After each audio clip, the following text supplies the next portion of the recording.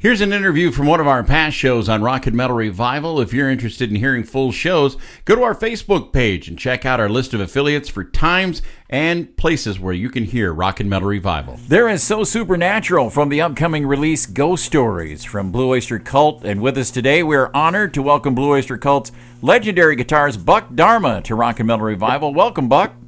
Well, thanks, Jerry. Thanks, Greg. You guys have what appears to be a dynamite sound. Well, we really are honored to have you on the show today. And, the new album, Ghost Stories, coming out April 12th on Frontiers. And the album's full of, from what I understand, new redone and reimaged songs from a span from 1978 to 2016. Whose idea was it to dig up these past tracks and rework them for this release? Well, we had recovered some pre-production recordings from that era that were done by George Geranius, who was our live sound mixer for a few decades. And he engineered those originally, and he had the tapes. We didn't have them. And then he moved a few times. He currently lives in Idaho. And a couple of years ago, after we had done The Symbol Remains for Frontiers, they were looking for another album of new material, and we had just done 3 nights live at Sony Hall in Manhattan, where we'd done the first 3 records each night. We do one in their entirety, and those are coming out as CDs, vinyl, and Blu-ray. Wow, nice. Nice. But they still wanted something else, so I said, well, how about these tapes, which we got from George, that he digitized them and sent the tracks to us.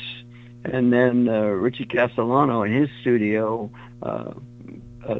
took apart the original tapes, as some of them were deteriorated, some were stereo, and some had to be. We used this AI software to basically separate out from the stereo mix the individual elements.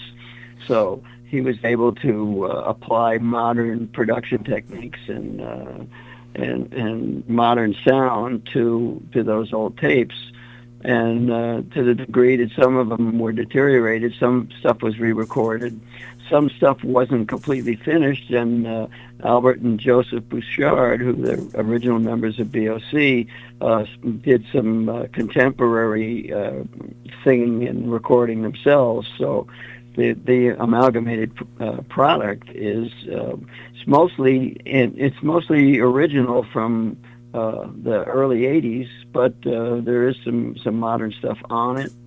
All my performances actually were from the day. I didn't play anything new on it, but wow. The result is the record sounds modern in its fidelity, but it's definitely the original players. It's got Alan Lanier on it now, and it's no longer with us. He passed away in the last decade. So it's to hear the original band playing together again is it's a sweet memory for me. So you used that software Peter Jackson came up with for the Beatles, kind of that Beatles thing he did. I don't know if he invented it, but certainly that's no, his team kind of did for that Beatles Disney Beatles Get Back movie thing, and that's kind of what, because they just put out a Beatles song where they took John Lennon's vocals and piano and were able to separate them because they couldn't use the track before because the piano was too loud, and they were able to adjust everything and then add to it. So that's just amazing that you can do that, though. Wow. It is. The technology is unimaginable to people who made records 30, 40 years ago. Buck, what song on this new album are you most happy with the recreation of? I can't say, because it's still pretty new to me. I didn't have much to do with the production on this record at all. So when I listen to it, I'm just digging how each song was. It sounds better than I remembered it. And also the the songs from Joe Bouchard and Alva Bouchard that didn't make those records. And it was just great to hear those.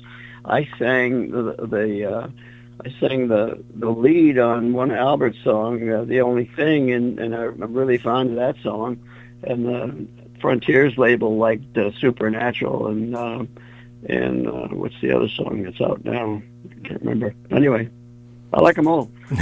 they're all just sort of, it's almost archaeological, and yet it sort of sounds exactly like a BOC record from that time would sound like. Nice.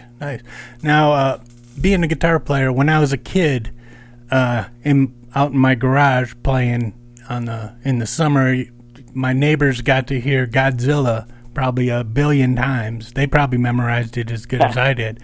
And I've always loved that guitar riff. It's just so cool, the sliding chords and stuff. Where'd that riff come from? Because it's just Memphis. I was actually on tour. I was playing in Dallas, Texas, and I was in a hotel room, and just with my guitar and on the bed there, and I thought of that riff, and I played it, and I realized that this would make a good song, but it just reminded me of Godzilla. We were all big fans of that first Godzilla movie where Raymond Burr was put in it after the fact. Sort of like he was like the narrator. He was always on a second story window looking down on the action, Yeah. That's how they made the Godzilla movie make sense for English-speaking people. Yeah, definitely. Were you disappointed that they didn't use your song until what? Godzilla King of Monsters, and then they used a cover version instead of the actual your version? I always, with every movie they made, I said, well, why don't you use Godzilla? Yeah, even if it was just incidental, like coming out of a boombox or a car going by as Godzilla stepped on it, that would have been funny. But anyway, I'm grateful for Bear McCreary for doing it, doing his version on that movie, and I got to be friends with Bear because of that. So that was a good thing. That's awesome. Cool. Buck, I'm loving that you included Kick Out the Jams, which I've seen you play live, but now we've got a studio version. How did that all come about, putting it on a record? Yeah, I'd forgotten that we did record that in the pre-production time, and it's great to hear us play it. I mean, I think it's a great tribute to the MC5 too. It's great that it exists, and I think our version is very respectful and true to them too. Yeah, definitely. Now, so many bands have covered your songs. Do you have a favorite that you've heard recently, maybe? Yes. Well, I think there's a version of Reaper in a video game that Tom Rhodes did a version of, and I think that's really strong. It's totally nothing like Blue Oyster Cult. It's very dark sounding, and it's really good. And historically, I like Big Country's version of Don't Be the Reaper. And oddly enough, for Burning for You, Lisa Presley. Oh, yeah. Lisa Marie did a version of Burning for You that's really, really seductive. Very nice. She slowed it down and made it kind of sexy, and it's really good. Huh. I have to check those out, Yeah. Buck, you and Eric Bloom have had an unbelievable partnership in Blue Oyster Cult for over 50 years. Tell us what have been some of the main factors in keeping a working relationship like that for so many years. I mean, people can't even stay married for that long anymore. Yeah, well, I think we have enough, camaraderie and yet space in our relationship that we always decided to stay. We're the two prime singers, so it just worked out. I couldn't have predicted that it would last this long, but it did. So it's all good. Yeah. Now, Blue Oyster Cult was like one of the first bands to have Kiss open for them. Now, yes. way back in the 70s, did you get a chance to check them out the first time they played open for you guys? And what did you think? I couldn't believe what I was seeing at all. I know, that must have been just crazy, yeah.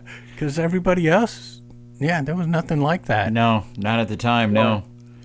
You know, Buck, with over 50 years as a band, speaking of Kiss, you guys ever thought about maybe doing a Blue Oyster Cult farewell tour? Well, this might be it this year. Who knows? We haven't taken any dates for 2025 yet, so we'll see what goes on. You know, we're definitely cutting back on our touring. On our 50th anniversary year, we did about 75 shows, and last year we did about 30. And I'd be surprised if we do 30 this year. But we are accepting dates. But we're definitely throttling back as far as me and Eric, you know, being the old timers that we are. Yeah, hey man, I understand, man. Totally understand that. Now, what did you think the first time when you saw the Saturday night sketch behind the music, the Cowbell sketch? First of all, I thought it was funny. Second of all, I was grateful that they didn't slag us, you know, because they were pretty rough on Neil Diamond. I don't know if you saw what they did. Oh, yeah. On Neil Diamond. Yeah. That's pretty brutal. So both of those things, and of course, you know, I've seen the sketch about 50 times now. It's still funny. Well, we ask everybody if one of their songs could use some cowbell. Yeah. Almost every. Well, it's just amazing how the whole cowbell thing has gone out into the culture, because if you say something needs more cowbell, everybody knows what you mean. Yeah, and there isn't a lot of cowbell in that song. When you listen, I didn't even know there was cowbell in the song until that sketch. Well, you know, we played that song for 20 years, and we never played the cowbell live until the sketch. You know, wow. Because Reaper came out in 1976, and the cowbell sketch was like the year 2000, I think it was. Yeah. And, so all that time, you know, we never played the cowbell live, but after the sketch, we had to play the cowbell. People were going to want that cowbell. You know? Oh yeah, definitely. Yeah. Now, Buck, we've got... we've certainly got used to the cowbell. Oh. You know, for whatever plus or minus, you know, that is, you know, we're certainly made peace with it. You know? That's awesome. You know, Buck, this album, we've got a chance to stream through the whole Ghost Stories album, and it is a great album. And I got to ask, you know, how many more albums do you see coming from Blue Oyster Cult? I don't know. We're not promising any.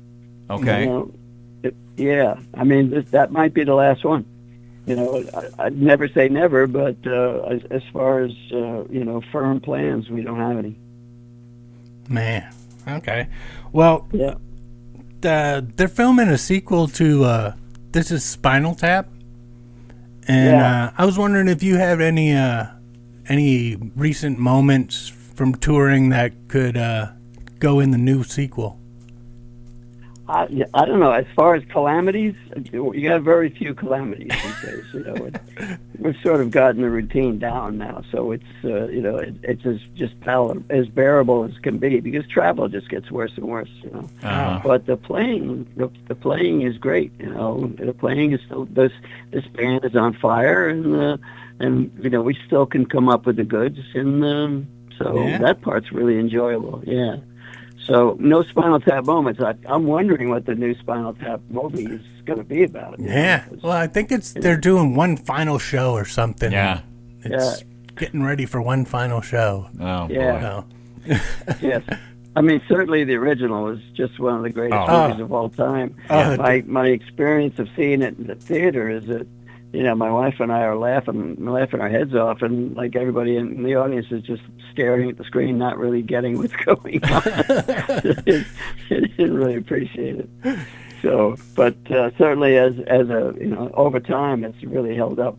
Oh yeah, it has held Definitely. up. You know, Buck, Ghost Stories coming out in a couple of weeks. Where's the best place for people to make sure they get their copies and keep up with what's going on with Blue Oyster Cult?